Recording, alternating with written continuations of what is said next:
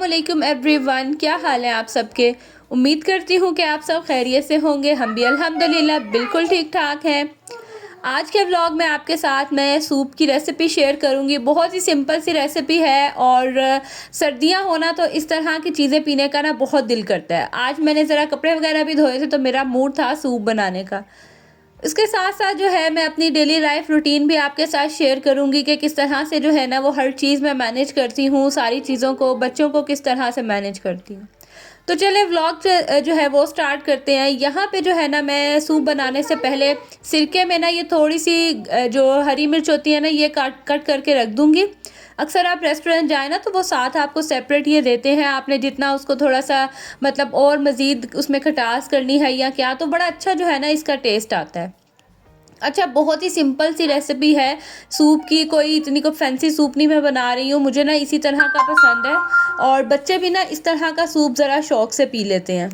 यहाँ पे ना मैंने पानी ले लिया है, जितना मुझे सूप चाहिए था उस उतने जो है ना मैंने क्वांटिटी पानी की ले लिया। उसके अंदर मैंने चिकन डाल के ना तो इसका मैं यखनी बनने के लिए रख दूँगी। दूसरी तरफ मैं जब कमरे में आई ना तो ये मैं देख के हैरान कि खुद ही इसने तकिया रखा और बड़े मज़े से जो है ना अपना इसने एंगल वगैरह सेट करके तो ये सोया हुआ था। वैसे नॉर्मली ऐसा होता नहीं है। हाँ, जब तक ये बहुत ज़्यादा थका ना हो या इतनी नींद आई और इसका टाइम जो है ना वो गुजर गया हो, नैप टाइम, तो फिर इस तरह से सोता है। अदरवाइज़ कम ही ऐसा जो है ना लकी मैं होती हूँ कि ये सो जाए। तो मुझे इतना क्यूट लगा ना। खैर, उसके ऊपर मैंने ब्लैंकेट वगैरह दिया और मैं आ गई दोबारा किचन में तैयारी करने के लिए। और जब मैंने सूप रखा ना तो इस टाइम पे जो है ना गैस की टाइमिंग जो थी वो ख़त्म हो गई थी, तो गैस बहुत स्लो थी। उस गैस पे मैं रखती तो पता नहीं कितनी देर जो है ना ये इसको लग जाती। फिर मैंने इसको सिलेंडर वाले स्टोव पे उस पे मैंने शिफ्ट किया और यहाँ पे फिर मैंने तेज़, अच्छा, चाइनीज़ जो डिशेज़ होती हैं ना उनमें ना आपको कटिंग वगैरह पे इन चीज़ों पे ज़्यादा टाइम जाता है, बाकी कुकिंग तो इनकी फटाफट से हो जाती है। तो बस यहाँ पे जो चिकन के जो यखनी के ऊपर आता है ना ये झाग सी, ये सारी मैंने रिमूव कर दी। जितनी देर में इसकी यखनी बन के रेडी होगी, साथ ही साथ मैंने जो वेजिटेबल्स थी ना इनको चॉप कर लिया। कद्दूकश मैंने कर लिया था गाजरों को, क्योंकि कटिंग में फिर बहुत टाइम लग जाता है और वैसे भी सूप में जाके तो सब कुछ ही मिक्स हो जाता है। साथ ही जो कैबेज है ना इसको मैं कद्दूकश नहीं करती हूँ क्योंकि वो बहुत ही अजीब सा जो है ना इसका हलवा सा ही बन जाता है। तो इसको मैं बारीक सा जो है ना वो कट कर लूँगी और वैसे भी ये बहुत जल्दी जो है ना वो कुक हो जाती है और सूप में जाके तो जो पता नहीं चलेगा। लेकिन अगर कद्दूकश कर दो ना तो बहुत ही अजीब सी जो है ना वो हो जाती हैं और मुझे नहीं वो पसंद। खैर, जो बाकी बची थी इसको मैं रख लूँगी। सलाद वगैरह में बहुत मज़े की लगती है, मतलब आप दालें वगैरह बनाओ इस तरह की चीज़ें ना तो बहुत अच्छा लगता है इसको खाना। दूसरी तरफ यहाँ पे चिकन जो है वो भी गल गया था, अब इसको मैं इसमें से रिमूव कर लूँगी। अच्छा, एक और रेसिपी है जिसमें चिकन को ना पहले ऑयल में फ्राई करते हैं, उसमें ज़रा थोड़े से बड़े बड़े चंक्स होते हैं, लेकिन मुझे ना बिल्कुल बारीक बारीक से जो है ना श्रेडेड चिकन वो पसंद है, तो इसीलिए जो है ना मैंने पहले इसको बॉयल किया था। चिकन को मैं निकाल के अब उसी जो पानी में जो यखनी बनी थी चिकन की उसके अंदर मैं ये जो वेजिटेबल्स है ना ये ऐड कर दूंगी, जिसमें कैरेट्स और कैबेज ही मैंने लिया है। बाकी आप कॉर्न कुछ भी आप ऐड कर सकते हैं अपनी मर्ज़ी से। मैं तो सिंपल सा ही बना रही हूँ क्योंकि बच्चों को अगर ज़्यादा चीज़ें दे दो ना तो वो खाते नहीं हैं और फ़ायदा कोई नहीं कि वो बाद में बीच में से चीज़ें निकालते रहें। जितनी देर में वेजिटेबल जो हैं वो थोड़ी सी सॉफ्ट होंगी, मैंने साथ ही चिकन को भी श्रेड कर लिया। गरम गरम ही था तो अच्छा, फोक वगैरह से भी बड़े अच्छे से जो है ना ये श्रेड हो जाता है, लेकिन हम बस माओ की कोशिश होती है कि कम से कम बर्तन गंदे हो जब कुकिंग कर रहे हो, तो देसी तरीके से जो है ना यहाँ पे मैंने बस चिकन श्रेड किया और जैसे ही वेजिटेबल्स थोड़ी सी सॉफ्ट हुई है इसके अंदर मैंने वापस जो है ना ये चिकन ऐड कर दिया। इसको थोड़ा सा मिक्स करूँगी और साथ ही साथ इसमें जाएंगे स्पाइसेस, जिसमें हस्बे जायका जो है वो नमक जाएगा और हस्बे जायका इसमें काली मिर्च जाएंगी। बस ये दो स्पाइसेस ऐड करूँगी और साथ ही साथ इसमें सॉसेस डालूँगी। अच्छा, सॉसेस जो है ना वो मैं कप ले लेती हूँ, कोई सा भी मयरिंग कप ले लें, सिंपल कप ले लें या स्पून्स ले लें, उसके हिसाब से जो है ना मैं फिर इसमें डाल देती हूँ। ये 1/4 कप के करीब जो है ना ये था। चिली सॉस डाला है मैंने, इसमें सोया सॉस डाला है और साथ ही विनेगर जो है ना वो इसकी क्वांटिटी में थोड़ी कम रखूँगी क्योंकि फिर ना वो थोड़ी सी इसमें खटास ज़्यादा हो जाती है और बच्चों ने पीना होता है तो फिर वो ना पीते नहीं हैं। इन सब चीज़ों को डाल के अच्छे से मिक्स करने के बाद मैं थोड़ा सा टेस्ट कर लूँगी कि अगर नमक या ब्लैक पेपर डालने की ज़रूरत होगी या सॉसेस डालने की ज़रूरत होगी तो फिर मैं उसमें ऐड कर लूँगी। हर चीज़ जब अच्छे से मिक्स हो जाएगी तो लास्ट पे हम इसमें कॉर्नफ्लोर जो है ना उसकी स्लरी बना के वो डालेंगे। और ये वाला कॉर्नफ्लोर जो मैंने मंगवाया था पता नहीं क्या था, इसमें मैंने इतना डाला और फिर भी जो है ना इसकी कंसिस्टेंसी उस तरह से नहीं हुई थी, मतलब उतना थिक नहीं हुआ था जितना मुझे चाहिए था। फिर मैंने दोबारा इसमें ऐड किया।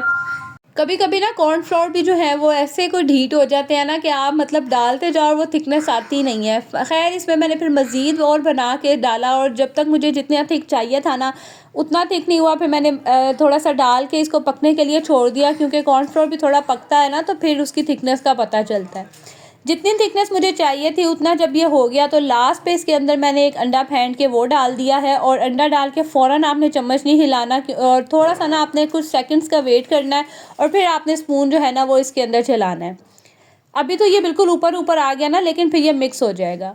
यहाँ पे जो है सूप बन के रेडी हो गया था। इसको मैं शिफ्ट करूँगी साथ ही दूसरे चूल्हे पे और ये वाला चूल्हा जो है ना इसको उठा के रखूँगी और किचन जो है मैं साथ ही समेट लूँगी। वैसे तो मैं साथ साथ ही किचन समेटती जाती हूँ, लेकिन जब इस तरह का काम कर रही हूँ ना, जैसे अब ये वाला स्टोव मैंने रखा हुआ है, तो फिर जो है ना इस तरफ सिंक की तरफ मैं कम ही आती हूँ, क्योंकि फिर पानी की छींटें वगैरह गिरती हैं। तो बस यहाँ पे जो जो चीज़ें मैंने निकाली हुई थी वो सब मैं इकट्ठी करके रखूँगी। जैसे मैंने पहले बताया ना कि चाइनीज़ डिशेज़ में ना आप बस फटाफट से कुकिंग होती है, पहले जो उसकी चीज़ें वगैरह कटिंग वगैरह होती है ना उसमें टाइम लगता है। तो यहाँ पे फटाफट से हमारा सूप बन के हो गया था रेडी। अब बस जिसको जैसे चाहिए होगा तो वो जो है ना मैं उनको देती जाऊंगी। और अच्छा, ये सूप जो है ना पीने का फ्रेश ही मज़ा आता है मुझे। तो जब ये थोड़ी देर पड़ा रहता है ना उसके बाद तो अजीब से इसकी जो है ना वो लुक लगती है, दिल ही नहीं करता पीने का। तो ये था कुछ फाइनल लुक सूप की, बहुत मज़े का बना था। और आज मूड भी मेरा बहुत ज़्यादा था ना, तो शायद इस वजह से जो है ना वो पीने का बहुत ही मज़ा आया था।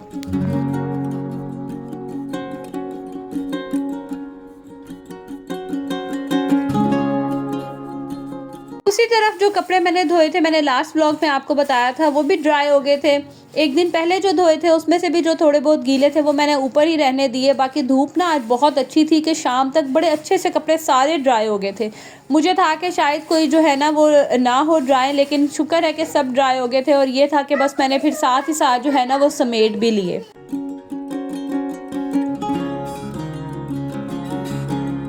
खाने में आज मैंने आलू मटर बनाए थे और आज आलू मटर का सालन भी बहुत मज़े का बना था। बस इत्तेफाक कभी कभी ऐसा होता है ना कि आप कोई चीज़ मतलब सिंपल सी कोई चीज़ बनाए लेकिन वो बहुत मज़े की बन जाए।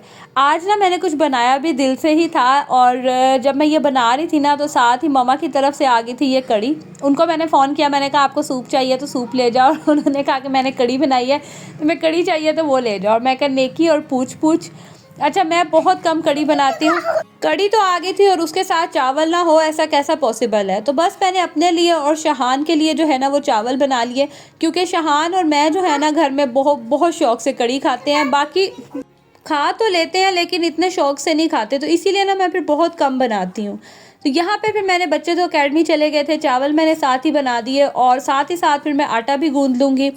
किचन में जितनी देर होती हूँ ना मेरी कोशिश होती है कि ये काम ना मैं साथ ही साथ करती जाऊँ। अच्छा, आजकल सर्दियाँ हैं ना तो आटा गूंद के फ्रिज में रखो तो बड़ा हार्ड हो जाता है। मैंने कहा आज ना मैं थोड़ा सा सॉफ्ट ही गूंदूंगी, मतलब सॉफ्ट डो रखूँगी ताकि जब फ्रिज से निकालूँ तो ज़्यादा हार्ड ना हो। वो इस चक्कर में ना मैंने पानी एकदम से ज़्यादा ही इसमें डाल दिया कि वो बहुत ही सॉफ्ट हो गई और मुझसे हैंडल ही ना हो। फिर मैंने दोबारा इसके अंदर जो है ना वो आटा थोड़ा सा डाला और उसको जो है ना फिर मैंने गूंदा। अच्छा, आटे को इस तरह से थोड़ा रफली सी इसकी डो बना के रख देना थोड़ी देर के लिए, 10-15 मिनट के लिए, और उसके बाद इसको दोबारा से गूंदे तो ये इतनी मज़े की और इतनी स्मूथ सी जो है ना इसकी डो बन जाती है।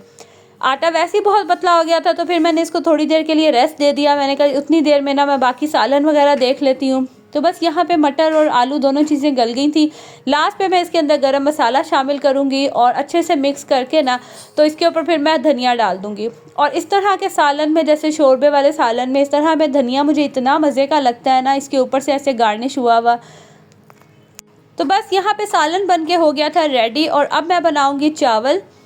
अच्छा, हमारे घर में जो वाइट राइस है ना वो सिर्फ कड़ी के साथ बनते हैं, दाल वगैरह के साथ ना मैं तड़के वाले चावल ही बनाती हूँ। ये जो सफ़ेद चावल है ना ये बहुत कम हमारे घर में बनते हैं। मैंने अक्सर घरों में देखा है वहाँ पे ना ज़्यादातर सफ़ेद चावल ही बनते हैं, उबले हुए जो चावल होते हैं।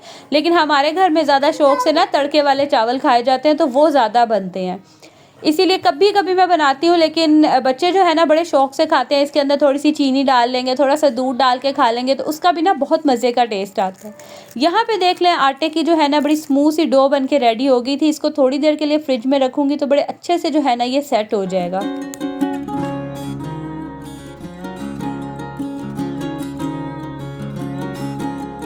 अच्छा, ये वाले राइस बनाते हुए ना आप इसके अंदर थोड़ा सा जो है ना वो सिरका और ऑयल ऐड कर देना, तो इस तरह से भी बड़े खिले खिले से चावल बनते हैं और आपस में ना जुड़ते नहीं हैं। तो बस यहाँ पे थोड़ा सा जो है ना मैं इसके अंदर सिरका डालूंगी और थोड़ा सा ऑयल डालूंगी। ये तकरीबन 1 गिलास के करीब ही चावल थे, ज़्यादा चावल नहीं थे। मैंने आपको बताया ना, मैंने और शहान ने ही खाने थे, तो मैंने थोड़े से ही बनाए थे। जब इसमें ऑलमोस्ट एक कनी रह जाएगी ना, तो उस स्टेज पे फिर इसको मैं ड्रेन कर लूँगी। और ड्रेन करने से पहले थोड़ा सा इसके अंदर ठंडा पानी भी डाल देना। तो ये जो सारी है ट्रिक्स होती है ना, इससे चावल बड़े खिले खिले से बनते हैं। अच्छा, ये ठंडे पानी वाले जो ट्रिक है ना, ये मम्मा ने मुझे बताई थी और इससे वाकई बड़े अच्छे जो है ना वो चावल बनते हैं। बस पानी सारा मैं ड्रेन करके इसको हल्की आंच पे दम पे जो है ना थोड़ी देर के लिए रख दूँगी और मज़ेदार से जो है ना हमारे चावल बन के रेडी हो जाएंगे। खाना वगैरह में अभी शुक्र है मेरा बन के जैसे ही रेडी हुआ ना, मेरे हस्बैंड भी साथ ही आ गए। अच्छा, इनकी ना टाइमिंग का नहीं पता होता, लाइक कभी 8 बजे आ जाते हैं, कभी 9, कभी 10 और कभी तो बहुत ही लेट हो जाते हैं। काम इनका अपना है, प्रिंटिंग का काम है मेरे हस्बैंड का, तो वो जिस तरह से उनको काम होता है ना उस तरह से जो है ना इनकी टाइमिंग होती है। मैं पहले मैसेज वगैरह करके पूछ लेती हूँ कि आपने किस टाइमिंग में आना है, ताकि उस टाइम तक ना मेरी सारी चीज़ें वगैरह रेडी हो। घर में बच्चों ने जो उधम मचाया होता है ना, वो सारा रूम मैं क्लीन कर लूँ।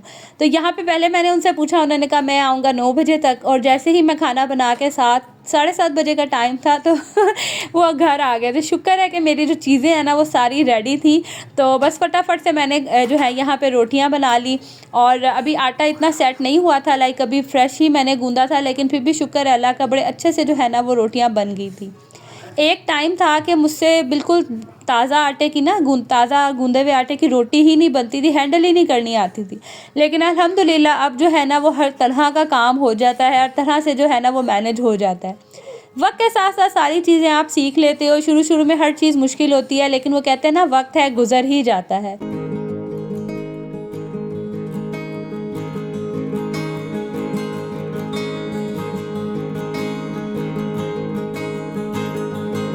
बस यहाँ पे अब मैं खाना वगैरह जो है वो सेट करूँगी, खाना खाएंगे हम।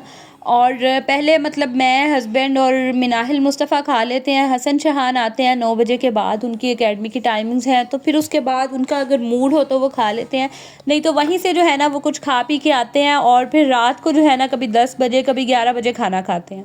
मतलब उनका खाना खाने की कोई स्पेसिफिक रूटीन नहीं है, बाकी हम तो अपनी टाइमिंग के हिसाब से खा लेते हैं। कपड़े मैंने सारे उठा के साइड पे रखे हुए थे। मैंने कहा बस फ्री हो के ना मैं आराम से बैठ के कपड़े तय करूँगी। और आप कपड़ों का जो है ना वो लोड चेक करें, माशाल्लाह अच्छे खासे जो है ना वो कपड़े बन जाते हैं। स्पेशली सर्दियों में ऐसा होता है ना कि एक बच्चे ने 3-3 4-4 चीज़ें तो उतारनी होती हैं, इनर पहने होती हैं, लेगिंग्स पहनी होती हैं, मतलब हर सॉक्स, तो अच्छा खासा जो है ना वो पाइल कपड़ों का यकीन करे बन जाता है। मैं तो अपने हस्बैंड को कह रही थी कि सर्दियों में ना कपड़े धोने के लिए 2-2 मशीनें जो है ना वो भी हो तो कम है। खैर, यहाँ पे बस कपड़ों को मैंने फ़ोल्ड करती गई और साथ साथ जो है ना उनको उनकी जगह पे रख दूँगी।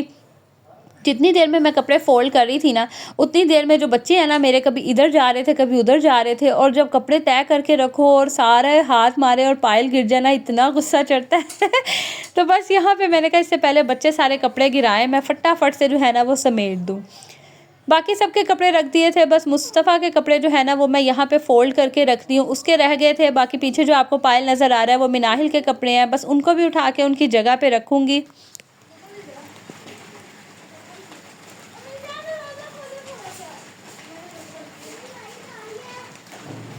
तो चलें जी, अब मैं आपसे लूँगी इजाज़त और मिलूँगी अगली वीडियो में। अल्लाह हाफ़िज़।